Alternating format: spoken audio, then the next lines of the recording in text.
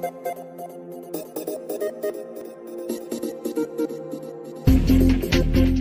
sudah kah? Baik, ya, Assalamualaikum warahmatullahi wabarakatuh.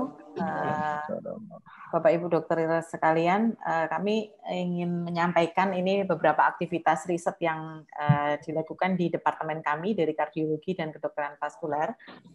Jadi di dalam departemen kami memiliki sebuah research office yang kami namakan sebagai Cardiology Research Office atau Cardiology Research Unit, di mana kami bertugas untuk mengkoordinir berbagai kelompok kerja riset yang ada di departemen dan juga apabila ada riset dari luar yang akan dilakukan di departemen kardiologi dan juga memfasilitasi peserta didik baik itu S1, S2 maupun S3 yang bermaksud untuk menggunakan berbagai data yang ada di kardiologi. Jadi sebagai pendahuluan ini adalah divisi yang ada di dalam departemen.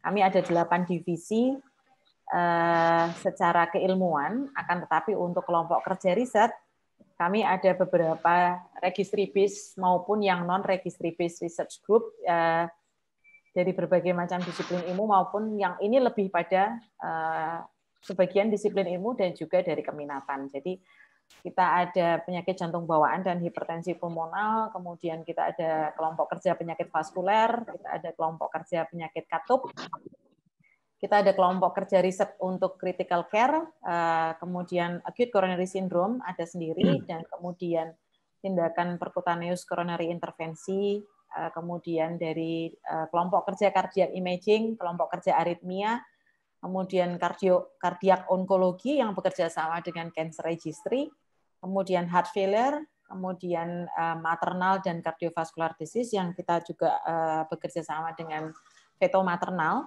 dan juga satu lagi ada kerjasama dengan HDSS untuk penyakit aterosklerosis. Nah, mungkin sebagai gambaran kami akan menyampaikan saja roadmap penelitian dari masing-masing pokja oleh karena banyak sekali. Jadi untuk registri penyakit jantung bawaan dan hipertensi pulmonal kita sudah jalankan registri ini dari 2012 sampai dengan 2021 ini, dan kurang lebih ada 1.300-an pasien yang terregister dengan berbagai macam variabel, mulai dari yang demografis, kemudian data ekokardiografi, data hasil kateterisasi, kemudian beberapa data biomarker, kemudian juga ada sedikit data mengenai genotype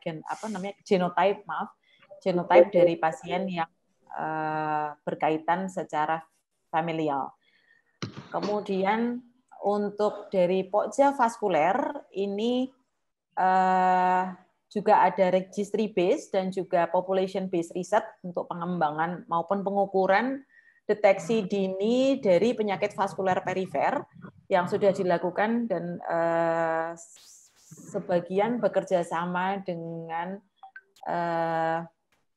grup penelitian dari diabetik retinopati. Jadi mereka bekerja sama dengan Departemen Mata.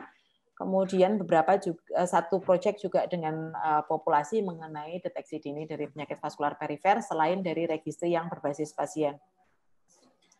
Kemudian yang ketiga adalah penyakit jantung katup. Ini kami memiliki registri untuk penyakit jantung rematik dengan berbagai karakteristik klinis. Kami memiliki datanya dari demografi, kemudian ekokardiografi, dan juga beberapa mereka melakukan penelitian mengenai biomarker dan aritmia yang relate penyakit jantung katup. Kemudian untuk intensive care ini cukup banyak yang dimiliki dari registri intensive care, karena seluruh pasien yang masuk dalam intensive care itu akan dimasukkan ke dalam registri dengan berbagai macam penyakit kritis yang terjadi seperti ACS, akut heart failure, kemudian penyakit perifer akut, aritmia letal, kemudian dan yang lain-lainnya.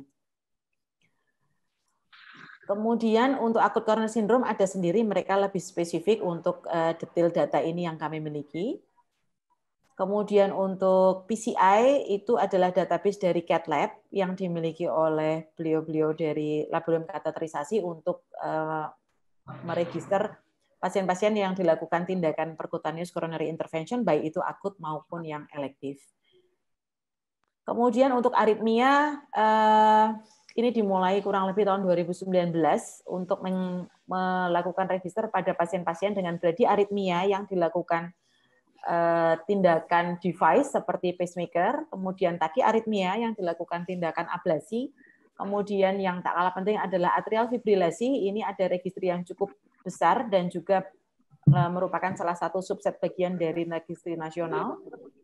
Kemudian untuk yang lain-lain seperti penyakit genetik, aritmia terkait penyakit genetik ini masih dalam pengembangan, saya kira.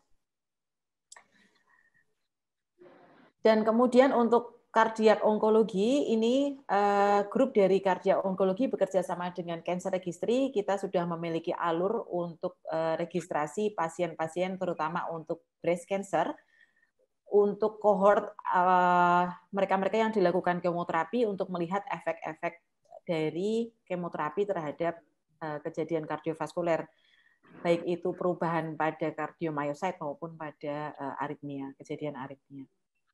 Nah, ini adalah roadmap-nya. Kemudian heart failure, ini oleh karena pasien heart failure ini banyak sekali, kita juga bekerja sama dengan sebuah network di dalam naungan ADST trial, ini untuk melihat efek dari salah satu obat baru untuk heart failure. Tapi untuk registry, patient-based registry sendiri ada banyak database yang sudah kami lakukan registernya, dan dari kelompok penelitian ini, mereka memiliki banyak sekali database terkait heart failure dan juga kohort dari pasien. Ini adalah roadmap dari heart failure. Kemudian yang bekerja sama dengan HDSS ini lebih pada risk factor base untuk melihat, dan saya kira untuk nested study mengenai treadmill test dan sebagainya ini belum dilakukan, jadi masih pada penelitian yang menggunakan data HDSS itu sendiri. Nah, lagi ya Dr. Wulan. Baik, Dr. Egi. Kemudian yang terakhir adalah yang non registry base, itu adalah development dari pengembangan pencitraan kardiologi, yaitu kita mengembangkan model untuk penyakit jantung bawaan dan penyakit jantung katup berbasis 3D printed dari CT scan. Kemudian yang kedua, kita sedang mengembangkan simulator untuk coronary angiogram bagi pembelajaran mahasiswa PPDS. Ini juga berbasis 3D printed. Kemudian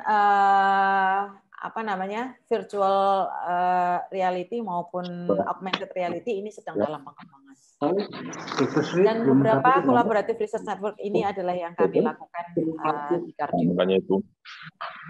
Kemudian yang terakhir adalah yang berbasis registry, kita sedang mengembangkan kebijakan untuk screening penyakit jantung bawaan pada anak sekolah di SD. Dan ini sudah kita lakukan risetnya dan sekarang sedang dalam pengembangan untuk kebijakan menjadi sebuah peraturan gubernur yang bekerja sama dengan Departemen Pediatri, terutama dari kardiologi, dan juga dari kebijakan Departemen Kebijakan, saya kira dengan Dr. Andre.